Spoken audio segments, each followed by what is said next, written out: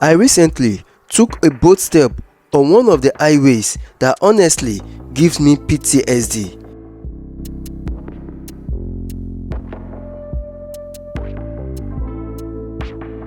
The Papalanto Sagamu Road in Ogun State. For anyone who has plied this road before, probably within the last 10 years, you will understand exactly what I mean. It's one of those roads that test your patience, your vehicles, and sometimes even your faith. But over the past few weeks, I've made it my goal to focus on what the government is doing on some of the existing major highways across the country, not just the new ones. We've already seen the Ota-Idiroko Road, especially the ongoing construction of the Ojuore and Winners flyover. And we've also taken a look at the Sagamu Ijebu-Ode-Ore Benin Expressway from Sagamu interchange to Sagamu Junction. And now, still in Ogun State, we are turning our attention to another critical route, the Papalanto Sagamu Road, to see the current state of the road and the progress of the reconstruction going on.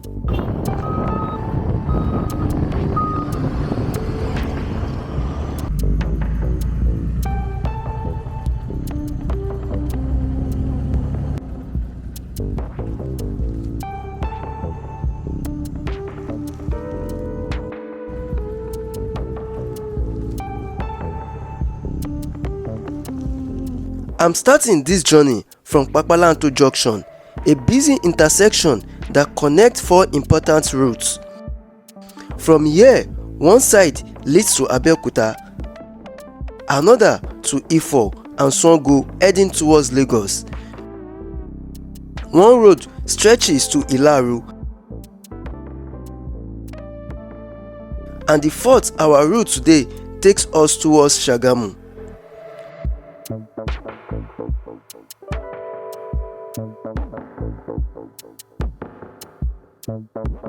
The moment I got here, I honestly felt discouraged.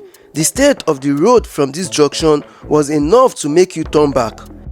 The road was muddy, coupled with the rains.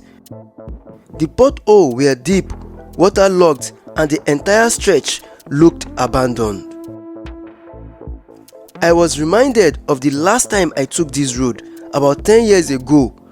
Back then, it was already in a bad shape, but what I saw this time was worse. For more than a decade, this road has deteriorated beyond imagination. Still, I decided to summon some courage.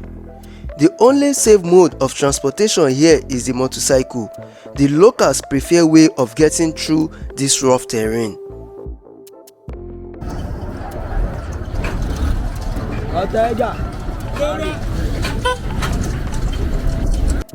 So I got one, and as fate will have it, the bike man told me they usually carry two passengers. He already had one, and the passenger wasn't alone.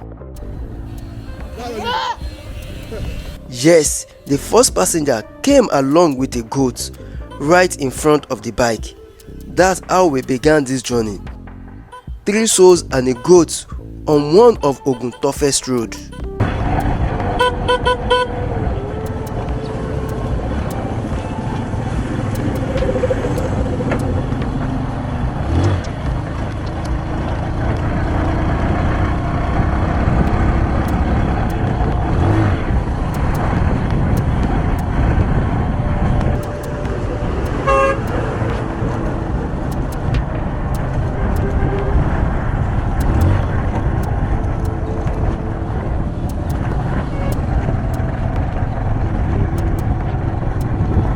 Looking ahead, you can see a Iro Bridge standing tall. That bridge is part of the Lagos-Ibadan standard gauge railway line. It was constructed to serve this corridor, connecting Lagos to major industrial towns like Papalanto, Abeokuta, all the way to Ibadan, with future expansion to extend it to Kano.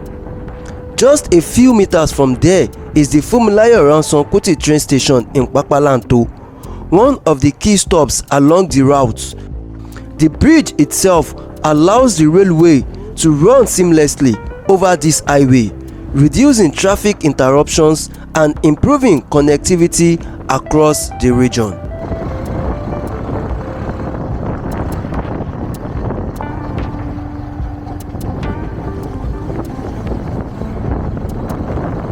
From Papalanto down to about 15-kilometer stretch, the road was practically gone. You could hardly tell where the road ended and where the erosion began. The only vehicles brave enough to ply this stretch were motorcycle and heavy-duty trucks. At different intervals, we came across herdsmen who have also taken over the road because of less traffic as a result of how bad the road was.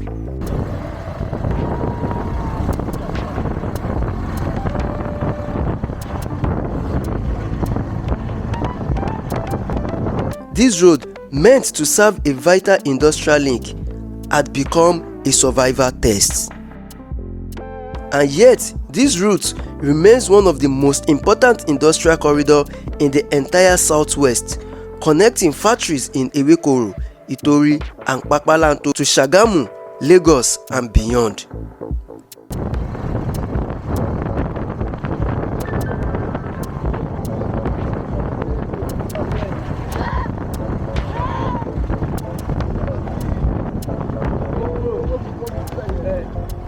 After several kilometers of rough, bumpy ride, we finally got to Olorunsogo, the same Olorunsogo known for housing a major power plant.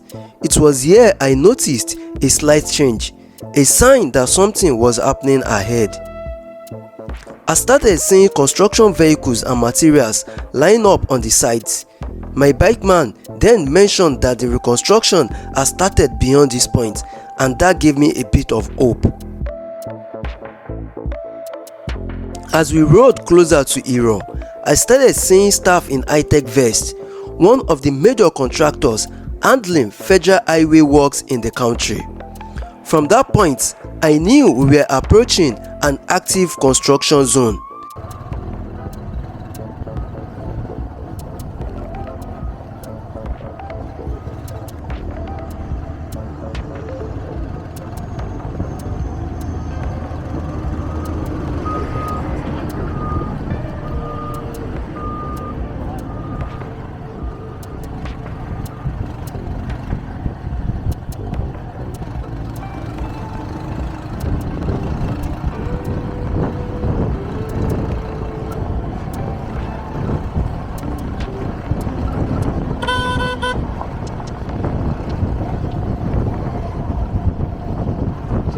Tí ṣe bẹ́ẹ̀ náà ni.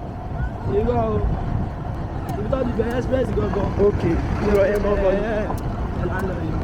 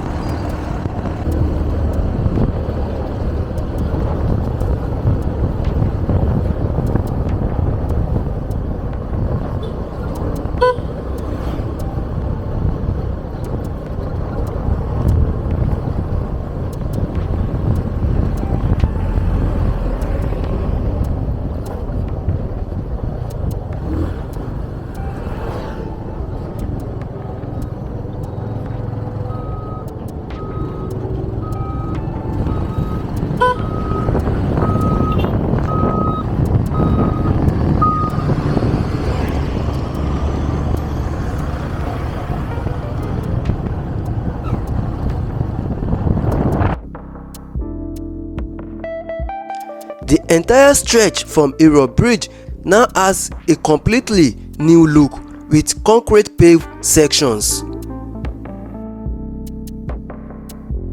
This wasn't the same Papalanto Sagamu Road I remembered.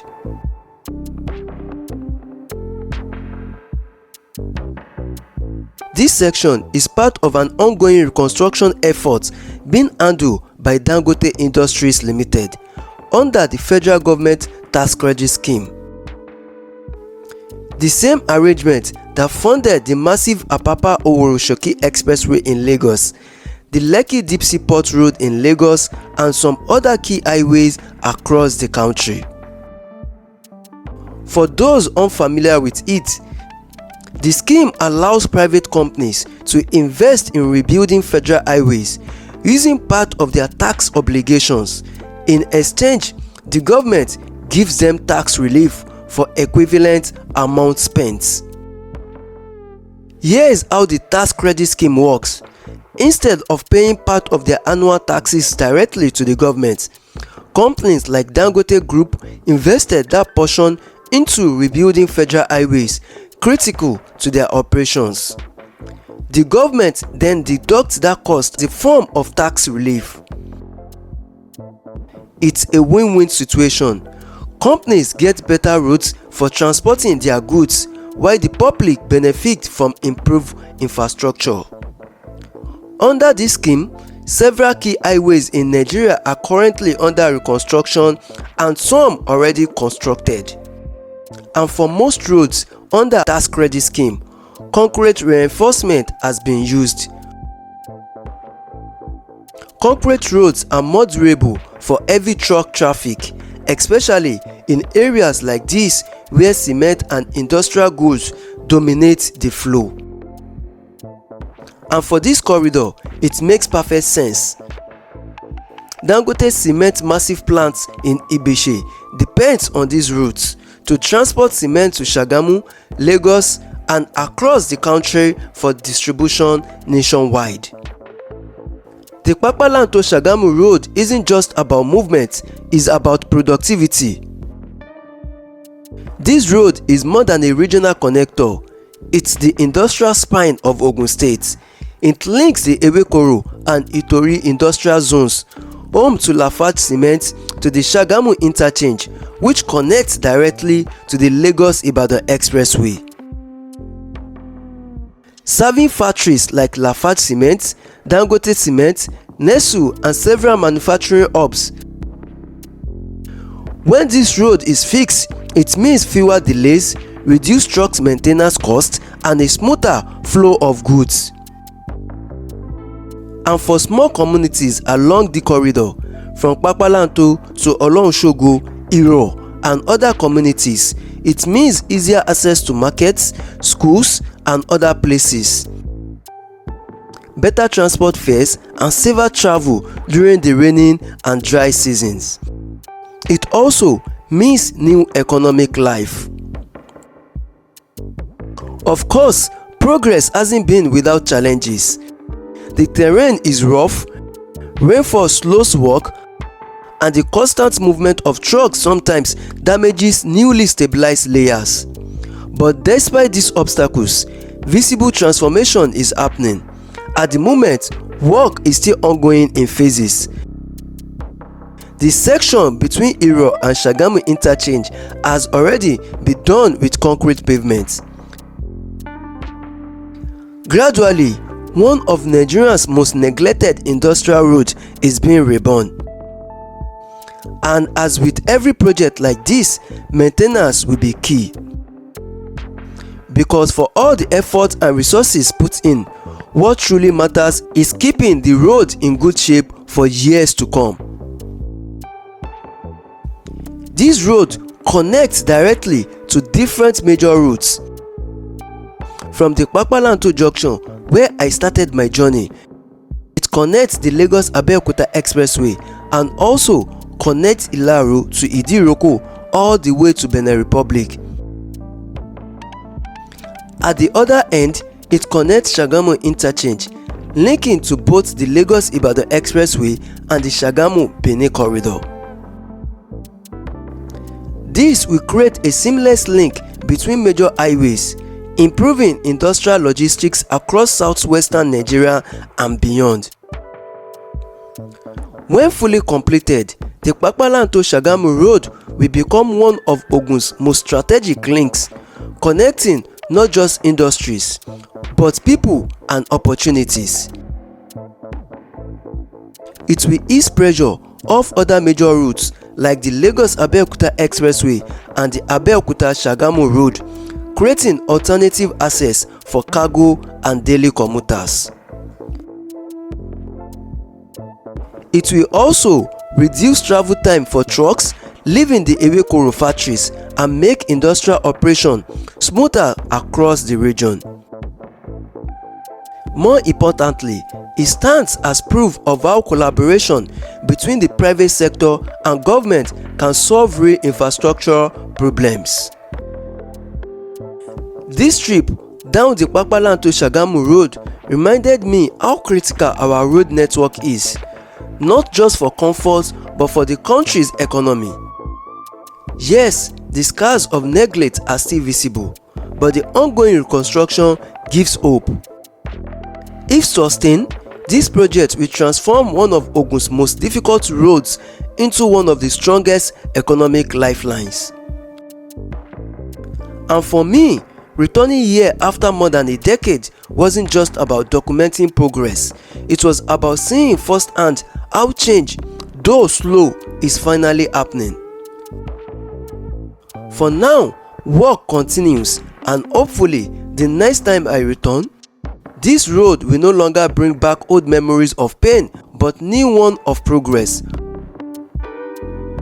Thanks for watching. Do make sure to like, subscribe and share this video. See you in the next one.